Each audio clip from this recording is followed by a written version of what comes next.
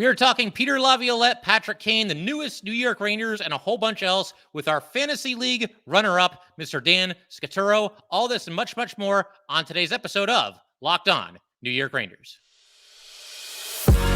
You're Locked On the New York Rangers, your daily podcast on the New York Rangers. Part of the Locked On Podcast Network, your team every day. Welcome back, Blue Shirts fans, to episode number 901 of the Locked On New York Rangers podcast. I'm your host, John Chick. Just want to thank you guys, as always, for making Locked On New York Rangers your first listen every day. We are free and available on all platforms, and today's episode is brought to you by Jase Medical. Empower yourself when you purchase a Jase case, providing you with a personal supply of 5 antibiotics that treat 50-plus infections. Get yours today at jasemedical.com. That's J-A-S-E medical.com.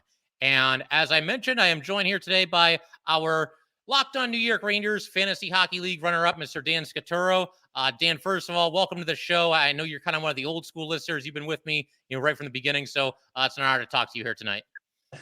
John, thanks so much for saying all that. Yeah, it's a real honor to be on tonight. I listen to you guys all the time, the way you do your show, the insight. I mean, I've stopped pretty much reading print. I pretty much rely on you for my Ranger updates. So really happy to be here tonight. Yeah, you got it, man. It's a little more convenient, when you're driving somewhere, a little bit easier to just listen than, try to read the newspaper or what have you. But yeah, I figure we might as well start off with a little bit of fantasy hockey talk. I mean, we have a 20-person league, and you and me met in the finals, and man, I had to sweat it out. I just barely won. I won. It was 5-4-1. I won 5 stats. You won 4 stats, and then we tied in 1. So I just barely squeaked it out. But I do have to ask you about this. So last year, we go into the draft. You have the number 1 pick. And I think all of us just kind of figured like, oh, well, he'll take Connor McDavid. McDavid's the guy. But ever the Ranger loyalist, you decided to go with Igor Shesterkin with the number 1 pick. And what a pick that was. Obviously, he had a huge role in you making it as far as you did. So when you saw you were picking number 1, like, did you know for sure you were going to take Igor, or did you have to think about it a little bit? It's twofold, John. A year before in another league, I had the 2nd pick, and I wanted to either take Vasilevsky or Igor. And they grabbed Igor in front of me. So I definitely wanted to take a goalie. Just in the past, leagues I've been in, I think if you can win a good percentage of the goalie stats, you're in good shape. But first and foremost, he's our goalie. You get the fan rooting in on your own team. There's nothing like it. So, yeah, I really didn't have any thoughts to take McDavid. I got another different philosophy. I feel you can get some good players with your 2nd pick. You don't need to go that high, but that's just me. I hear you. Yeah, no, a big goalie is very, very important in a fantasy league. I've actually had UC Saros in each of the last 2 seasons, and he's been solid. But we'll see if I can make it 3 in a row. But just as it pertains to fantasy hockey, I mean, you touched on it just a second ago there, but do you go in with any kind of strategy? I mean, I don't want you to give away too many of your secrets here because we got a draft coming up pretty soon. But any kind of strategy at all going into a fantasy hockey draft? Yeah, I mean, I do a little research, for sure. But I got to say, this league is very, very tough. I mean, we got a lot of great guys from the text messages I see and the dialogue. It's pretty fun to follow. And the Rangers do come off the board quick. So that kind of makes it, I don't want to say a disadvantage, but it kind of makes my choices really hard because to try to pull some Rangers on the team and then still be a productive team, it's a challenge for sure. So, gee, I don't know. I was just looking at the results, and you've got some great stats that you could pull up in charts. And I was just browsing that, and I saw actually that I won 3 of the categories. The averages were pretty decent. But if you look at the goalie percentage, I had only 66% wins. So it's a tough category to win, even though when you got one of the best in Igor. Yeah, for sure. I mean, but I think it does make sense to go for a goalie, like you said. I mean, those are 4 of the 10 stats right there.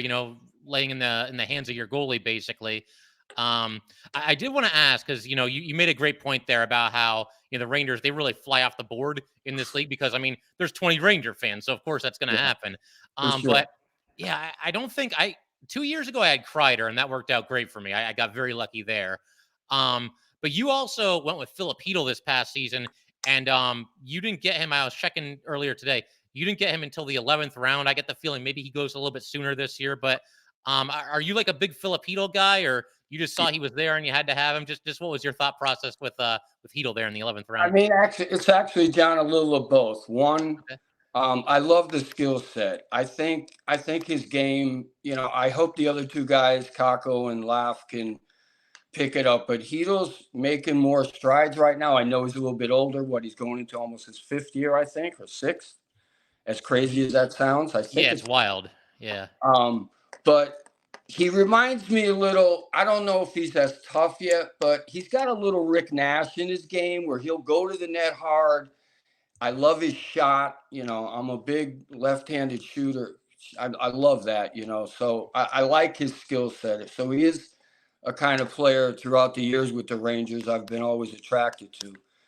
Not to date myself, but early in my fandom as a Ranger fan, growing up, there used to be a guy, number 8, Steve Vickers. I don't know if you've heard of the name. I know Vickers, yeah. Okay. Similar kind of player, great shot, can toughen it up in the corners when needed. Old number 8. I always had number 8 when I played. So he was my guy as a kid.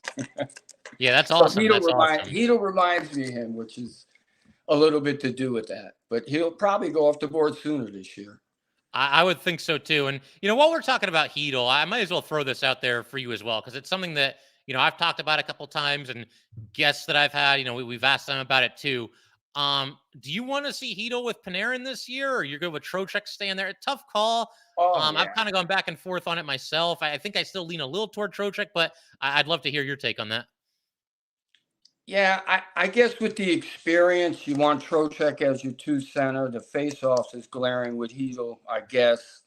That can hurt you down at crunch time. But I would love to see Hedel playing more with Panarin, just if you put that together. Because like you always say, who's ever playing with Panarin, their game is going to really succeed. And maybe with his shot, it would be a good center. But that's a tough call, because I remember Trocheck down here. I liked him when he was down here. He's a gritty player. Tough call. I guess more importantly is the other two. Where are they going to slot? Is Kako going to be on the number 1 line? Is Kreider going to be up there? I mean, I would hope so, but I've seen production when Kreider was down on the 3rd line. I'm interested to see what the new coach does. Yeah, it's hard to say for sure. I mean, they got a lot of different options, which is always a really nice thing. We'll see how they look to line up. I figure, Dan, in just a second, we can go ahead and kind of turn our attention to some of the offseason moves that the Rangers have made. Not a ton of money as far as the salary cap is concerned, but I think they did a nice job overall. First, though, we do have to let everybody know that today's episode of Locked On New York Rangers is brought to you by Jase Case. Everyone should be empowered to care for themselves and their loved ones during the unexpected. That's why Jase Medical offers the Jase Case. The Jase Case provides 5 life-saving antibiotics for emergency use and gives you peace of mind so that you are not just hoping you have access to medication in an emergency. Jase Medical makes sure you have the medication in hand. Jase Medical is simple. They handle everything from the online evaluation to licensed pharmacy, medication delivery, and consultation and care. Don't get caught unprepared. Save more than $360 by getting these life-saving antibiotics with Jase Medical, plus an additional $20 off by using code LOCKEDON at checkout on jasemedical.com. That's JASE medical.com, promo code LOCKED on. All right, and so Dan and I would like to thank everybody for making Locked On New York Rangers your first listen every day. We are free and available on all platforms, including YouTube. And Dan, I figured we could just kind of keep everything rolling here. So obviously, the first big thing that happened after the season, the first domino to fall, Gerard Gallant let go after just 2 seasons with the Rangers. Great first year, and then an untimely playoff exit this past year, and just didn't play well down the stretch in that playoff series. It cost him his job. Did you expect that to happen? Did you want it to happen? Did you think they needed a new voice? Just kind of give me your thoughts on that if you can.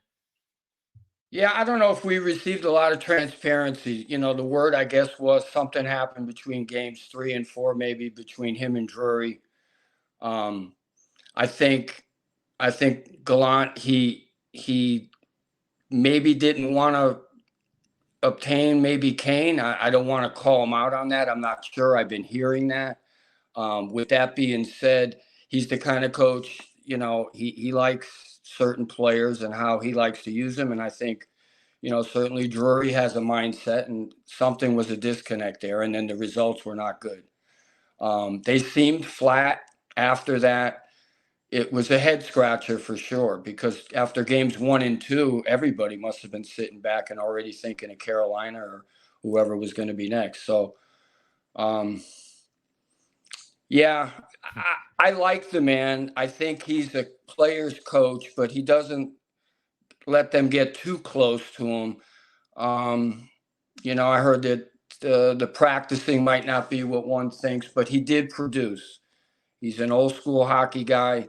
It's kind of the way things go. Yeah, I mean these NHL coaches, they really do tend to have kind of a short shelf life. There was some stat where I don't remember the exact stat, but there's something where there's only like I think like 3 or 4 coaches that have been with their current team for like 5 or more years, and it's like Cooper's obviously one of them. I want to say Bednar is one of them. They've both won the cup, and I think Rod Brindamore is one of them, and he's obviously had a lot of Yeah. really good seasons there. But yeah, it's crazy. I mean, it's like that in all sports, but I think hockey maybe more so than some of the other major ones. Also, I got to get your thoughts on Blake Wheeler. Obviously, he comes over to the Rangers after being bought out by the Jets, and I talked about it a little bit before it happened. Like, okay, here's Blake Wheeler, and he's available, and maybe he could be a fit for the Rangers. But I never thought it would happen just because I didn't think they had the money. And they get him for just $800K. He is a little bit older now, but your thoughts on Blake Wheeler coming over to the New York Rangers? Yeah. I was hoping they could squeeze Tarasenko back in, but I guess Yeah. that didn't work. And, if you look at their numbers, they're relatively similar. I mean, we don't know, I guess, if Wheeler can do what he's done in the past, but he's certainly got the experience. I think it's going to work. Again, where is he going to play? I guess on the third line, wouldn't you say? Yeah, I'm kind of trying to figure that out. And, for a while, I think when I did my best and worst case, I had him on the second line. But, the more I think about it, him and Panarin are both kind of facilitators. So maybe move him down to the third line, maybe leave one of the top 6 spots open for one of the kids. I think that could probably make the most sense. That's kind of what you're thinking too, maybe third line for Blake Wheeler? I think so. Yeah. But again, the kids, where do they fit? I believe, he doesn't have the same skill set as Goudreau, but they're similar where you could probably plug them in different places, right? So, I would imagine so. Yeah, I mean, I think Blake Wheeler. He's a veteran. I'm sure he'll adapt to whoever he has to end up playing with. In addition to Wheeler, bunch of other kind of low cost free agents brought in by the Rangers. Quick, Bonino, Pitlick, just to name a few. Do you have a favorite of the bunch? We had 5 Points vids on here from YouTube. He's a big sports YouTuber. I know Bonino. He was pretty excited about him. Do you have a favorite of the bunch here as far as the new players for the Rangers? I don't know much about Bonino. Just to be honest with you, Yeah. I think that, getting Quick is probably an upgrade. I mean, I thought Halak came on when he had to, but again, when you're backing up Igor, I don't know how you could be fresh. It's tough to do. I think Quick will do a better job of being ready when called upon. Maybe he gets 20 or so starts. That would be probably something to consider. But we're spoiled. I mean, we've got the second generation of Hank here, and he makes every game, every telecast, incredible to watch. He's got an unbelievable skill set. His insight to the game. I mean, this guy's always in the game. I never see him make many mistakes, even handling the puck. And I'll call it here. I think he's going to get the goal this year. I think so too. I You just got got that close. feeling. What's that? I said, I just have that feeling it's going to come because, he's trying and the opportunity will come. It's crazy. Like every time that they have a home game in the Garden now, and the goalie gets pulled, it's like everybody's kind of expecting it. Anytime the puck goes anywhere near Igor, everybody kind of gets out of their seat and they're ready for it to happen. I mean, and you hear his name chanted in other arenas. I mean, he's something else. He's our goalie. I mean, to play in New York and be where he's at, all the players, the bonding. I was just talking to a coworker today about it, and it's like the Ranger locker room. When players come and join the Rangers, they're part of the family immediately. You see other players go to other teams, and okay, it's something to be a Ranger, to put that jersey on. I would love to come to the new arena someday. I know it's not that new now, but I haven't been there since the old Madison Square. So the fellow I was talking to was just telling me how electric it is in there and how really, really nice it is. So I could just imagine. I can only watch it on TV at the moment. Yeah, I'm hoping sooner or later I get to go to a Ranger playoff game. Those tickets aren't cheap, and we'll see if we can make it happen. But yeah, it's loud enough in the regular season. I can't even imagine what that's like. Come playoff time. Have you ever been to a Ranger playoff game? I might as well ask you while we're talking about it. I haven't. No, I have not. Probably one of the biggest hockey games I've attended, though, was when they said that hockey was going to come to South Florida. And I believe it was 1993 or 94. They had the first exhibition hockey game down here at the old Miami Arena. And Gretzky and the Kings were here. It was when Gretzky was with the Kings, I believe, before he came to the Rangers. Yeah. And they played the Rangers, actually. It was the Rangers against the Kings. I actually have the ceremonial tickets and everything. It was a very cool event, though they did have to stop the game 6 times to take care of the ice. They were learning the tricks of the trade with the humidity and the air conditioning and everything. Yeah. I mean, that's yeah, that used to be a serious issue, trying to keep these hockey rinks, especially in, warmer climates, trying to keep them in tip-top shape for these games. But I'll tell you a quick story regarding that. Yeah. That season prior to that game, I think that game took place in September during the preseason. In like mid-August, I was attending a Marlins game at the old, what they used to call Joe Robbie Stadium, which is the same premises where the Dolphin Stadium is now. But anyway, I was down low, and in like the second row was Wayne Huizinga, who owned the Marlins at that time, who, got baseball down to South Florida. Well, he had started, was part of the ownership for the Panthers, and more people were high-fiving him and congratulating him for bringing hockey to South Florida. And we were ecstatic. It's so great to have the NHL down here. I can't tell you. So that's a little tidbit to that part. That's awesome.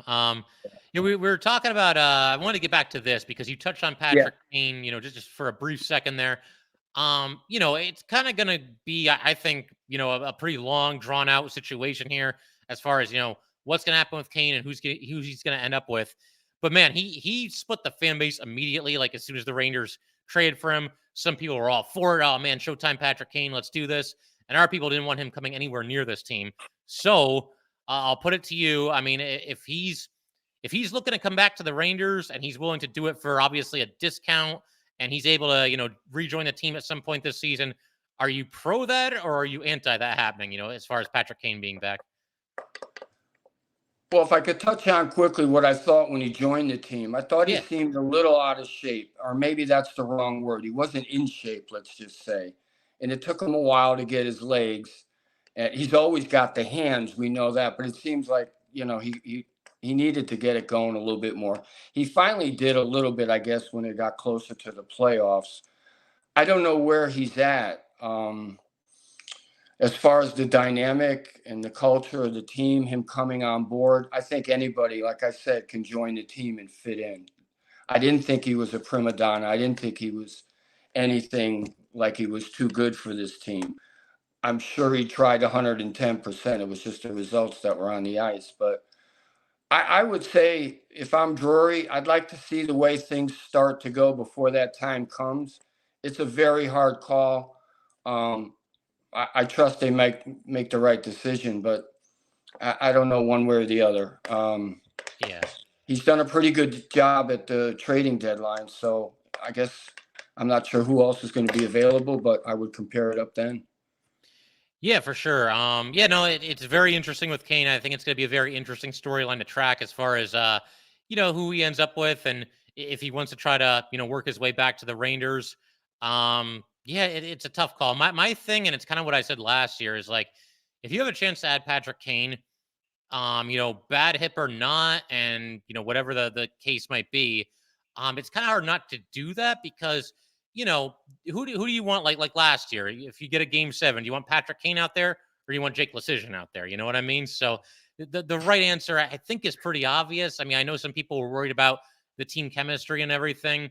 There were times where it felt like he was kind of a man on an island, but then again, we don't know what goes on behind the scenes, and maybe they loved him for all we know. I mean, it's hard to Yeah. say for sure, but definitely gonna be very interesting to track that.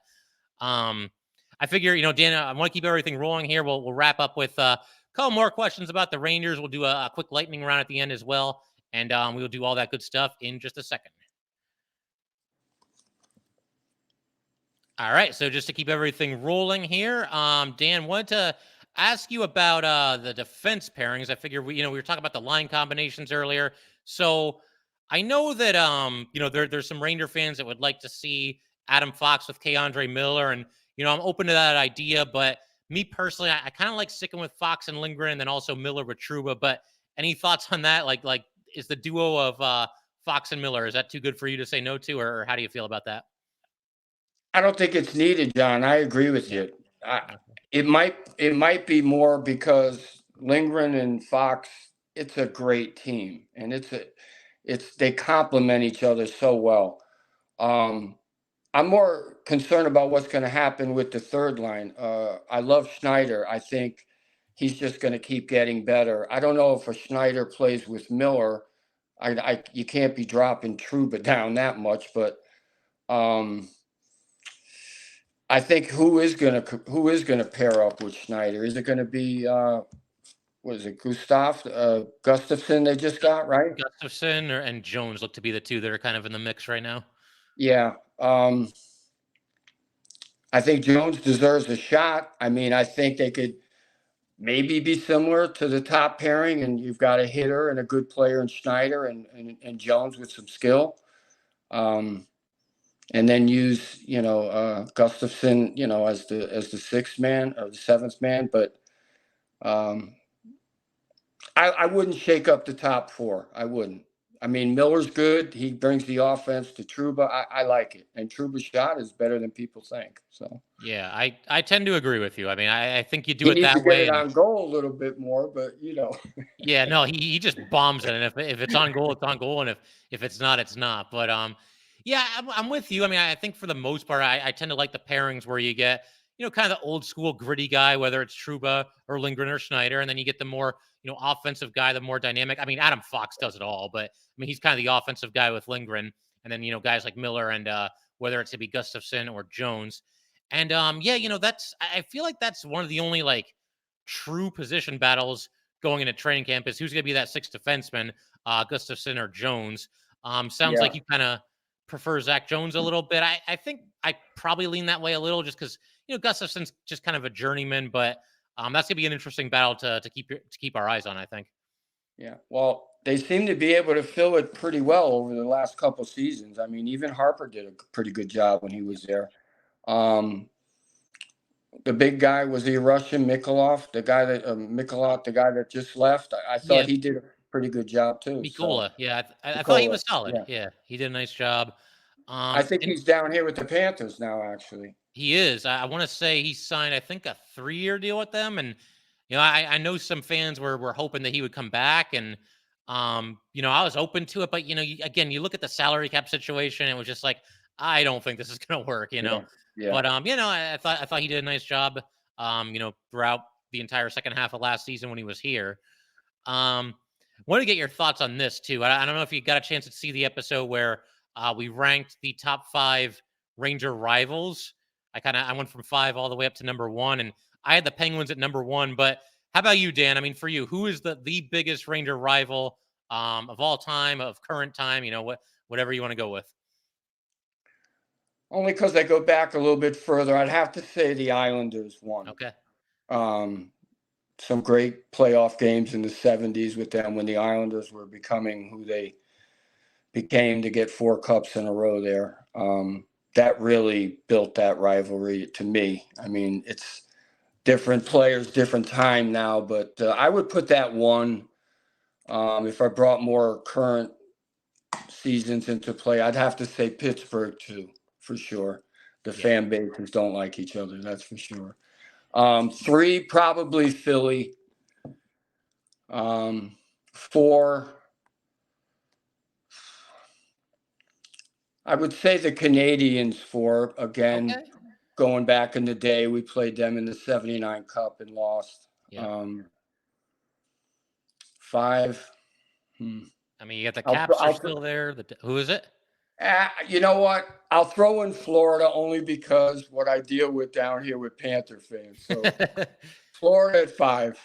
Hey, fair enough. It's your perspective, man. So whatever you want to go with, I like that. And nobody will agree with that, but if you live down here and you're a Ranger fan, you'll know what I mean. Yeah, no, that makes sense to me. Yeah, no, that's and they a couple of former Rangers have been kind of passing through Florida the last couple of years as well. So that just kind of adds to it. So I wanted to ask you about this too. Obviously, we got these rookie games, between the Rangers and the Flyers that are right about to happen here. Or actually, by the time this is recorded, they will have already happened. But Brian Hoffman, Will Cooley. These are 2 of the bigger Ranger prospects. We saw Will Cooley with the team this past season for 4 games.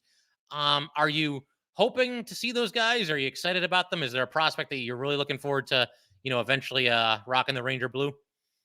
Well, obviously, Osterman, you've been talking a lot about him. I know he's probably near the top, if not the top prospect, I guess, in the organization. Some of these PlayStation numbers he's been putting up over the last couple of years have been really impressive.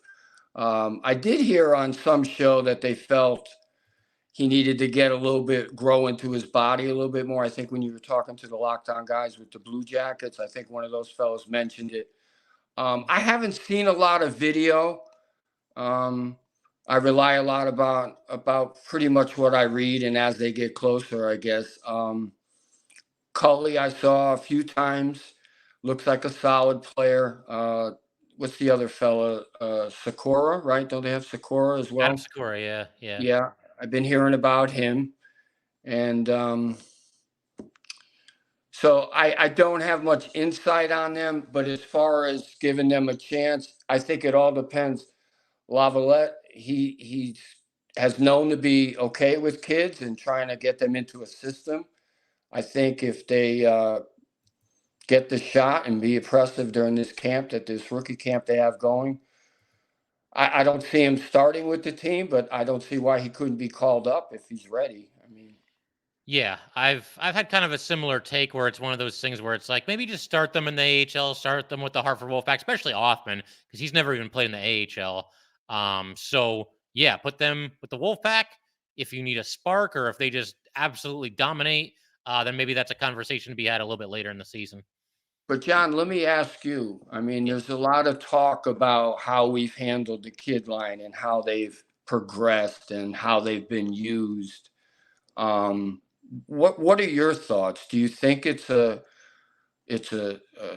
team philosophy that they're so concerned about present that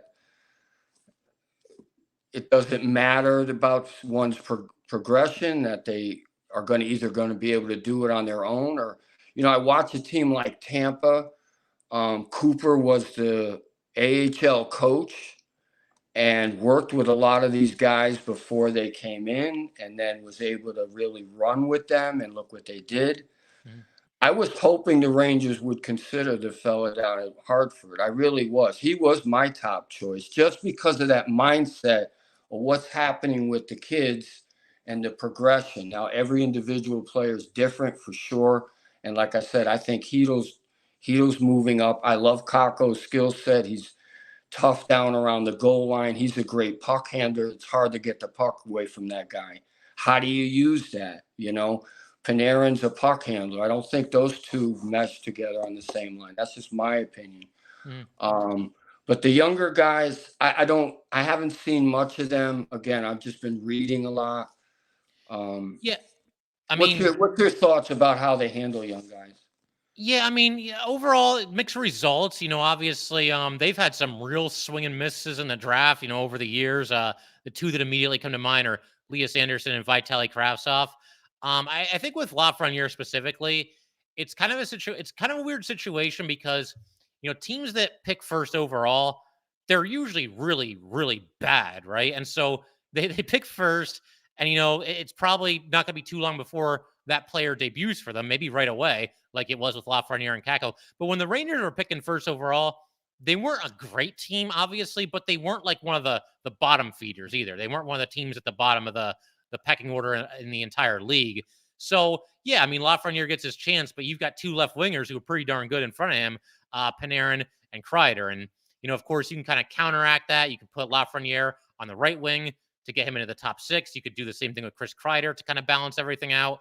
But overall, I think they've done all right.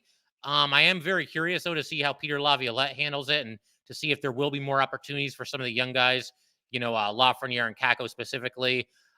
Just because, like I've been talking about on the show, Lafreniere, the teams that he took to the finals, they had some young players who went on to great careers. In some cases, are still having great careers. So, yeah, I don't think it's all doom and gloom the way some Ranger fans make it sound, where like, oh, they've ruined these kids and da-da-da.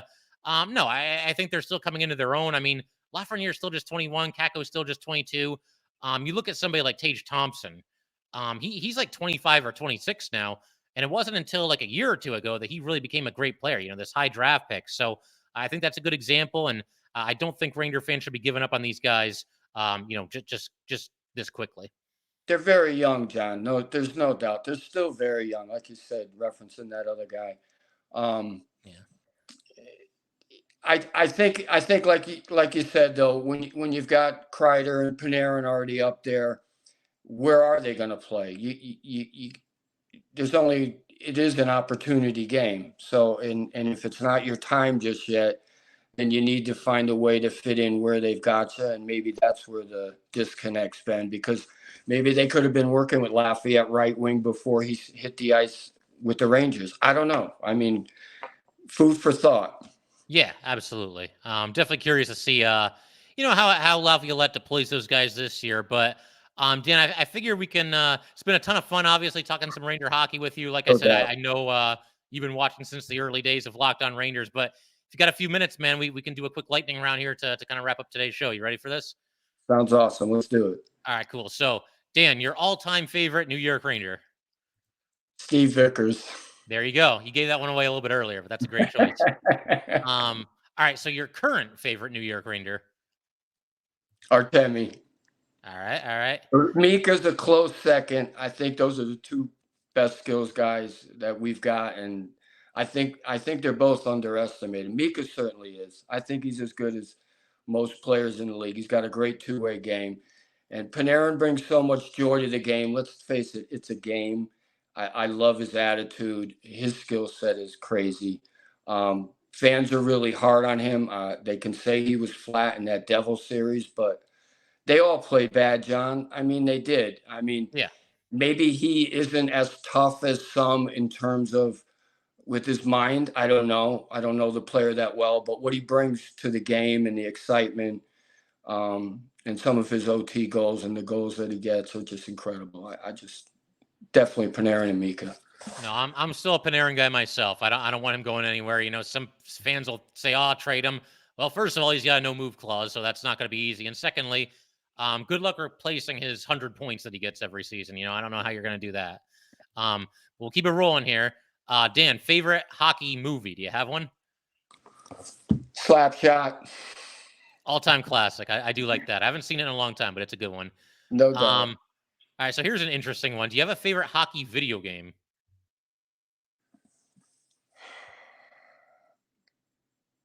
I don't know the year, John. We've got some EA Sports games that I play with my son. So yeah, definitely EA Sports hockey, the NHL. Yeah, a lot of fun. Still play it up to today. I just don't know which years they're plugging in when we play. No, I hear you. NHL 14 is a classic. I go back to that one Okay. every now and then. It could Okay. be the one. I'm gonna look for that one. Go ahead. You know who's on the cover? Do you know that? Because I might be able to tell you. I can't tell you. I'm Yeah, not no, sure. that's all right. That's all right. No I'm worries. not sure. All right. So, favorite sport other than hockey? What do you got? To play or to watch? We'll do both, to play and to watch. All right. Well, to play is golf. I'm a big golfer. I've been golfing a long time. That's your Twitter bio pic, is it not? The golf? Yeah, there you go. There you go. Yeah. Yeah. I was actually a golf coach in middle school down here for a few years. So I'm pretty well. I'm actually working at a country club now. So I'm in the golf scene. It's a lot of fun. It's good to get out. But as far as watching, my other big sport with hockey is baseball for sure. So Gotcha. I'm a diehard Met fan. Not our year this year. I know you're a Yankee fan. I think we're both in a similar boat. It's not a good year for New York baseball, but I think you just answered my next question. Favorite team other than the Rangers, is it the Mets? Yep, for sure. Okay. Favorite moment at Madison Square Garden from games that you've been at? Is there anything that stands out for you? Not necessarily, but I'll tell you a story about the first hockey game I tried to go to at the Garden. So I lived in Connecticut. It was actually 1968. I was 8 years old. You all can figure out my age.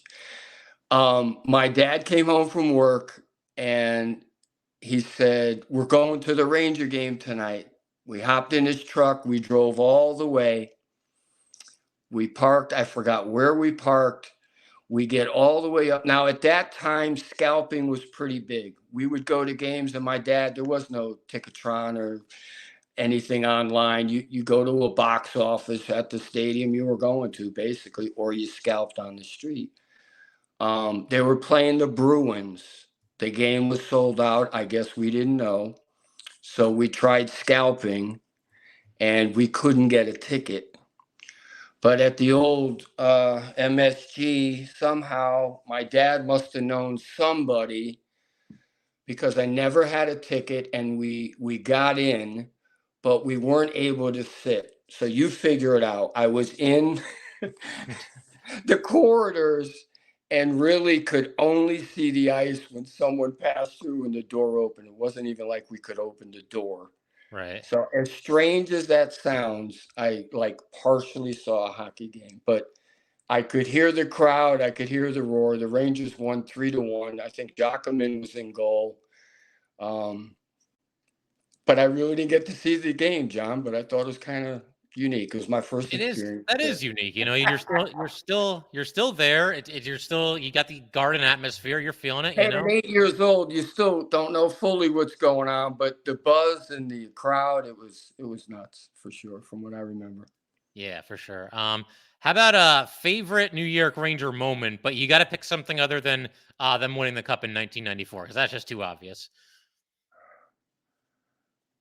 Well, you know what? I have a few. When I was getting my boys into hockey, my two young sons, the Rangers were doing the 2014 run to the Cup. And it's not so much, I can't even tell you the game. I can't even tell you. I mean, the Mika game when he scored 5 was a huge game. I really enjoyed that. We watched that together. Oh, yeah. But the call by Don LaGreca on the radio, I seem to listen to radio because sometimes I'm out and about. I don't always put the game on live if I'm out. Sometimes I'll listen to it on the radio. And I do enjoy LaGreca and Dave Maloney because I used to root for Maloney, whatever. But when LaGreca would when Nash would score a goal and LaGreca would scream out, "Rick Nash!" Excitement to the utmost. I was a big Nash fan. I don't know how a lot of fans feel about him, but I enjoy that style of player. And I thought he was an underrated Ranger. I know people expected more out of him, but I really like Nash a lot. I'm sorry to see his career end the way it did. Maybe it was for the best for sure, but I thought he did a good job. What do you think, John? No, he probably is one of the more underappreciated Rangers in recent times. You just don't hear a lot of people talk about him all that much, and when they do, it's like, oh well, he couldn't get it done in the playoffs. It's like he did all right in the playoffs. I mean, he didn't set the world on fire, but he had his moments here and there. So yeah, I would agree. I think that's just kind of, when you're kind of the star player and you're making a lot of money, like we're seeing it now with Panarin.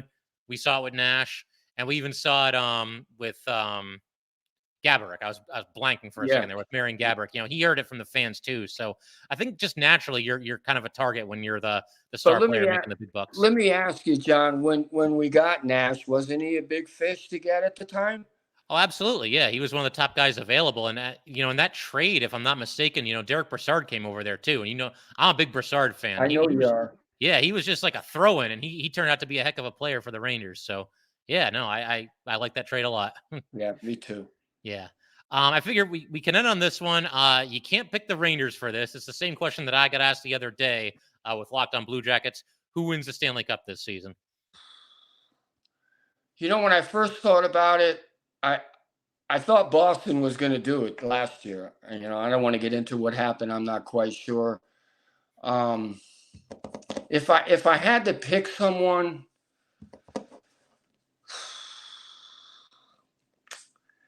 I'm probably going to say Boston again. I don't know why. I think they've got one last gasp that kind of reminded me of what's happening in Pittsburgh, I guess. Only because their goaltending is super strong. Yes. And I think that this Pastrnak, he can go off, man. This guy is incredible player. Yeah. I like the defenseman, McAvee, for sure. I am not a Bruins fan. I don't follow them, but I have to admit, I thought it was their time. So that was a shocker. Bigger to me than what happened to the Rangers, really. Yeah, I would agree, especially with Boston being up 3-1 in that series. Yeah, look, I figure we could pretty much call it there. But Dan, this is a ton of fun, man. Like I said, we go way back. We've been talking Ranger hockey, basically through Twitter for like 4 years now. So thank you for joining me, and thanks for listening to the show. And looking forward to some fantasy hockey this season. It's gonna be a lot of fun. For sure. And just to let all the listeners know, John, you won the league. I was the runner-up. Yep. So it's been a real privilege to be here. I can't thank you enough for inviting me on. I think it's going to be a great season. Really excited about it. And everybody, if you're new to this show, if you're a Ranger fan, and even if you're not, if you want some great inside hockey on what's going on in Ranger world and as well as around the league, John's your man to see for sure. John, thanks so much for tonight. Greatly appreciate it. Well, thank you so much for saying that, Dan. I really do appreciate it. And again, this is a ton of fun, and we'll do this again somewhere down the road, hopefully. Sounds great, John. Thanks again. All right. So Ranger fans, thank you guys as always for tuning in. We will see you next time.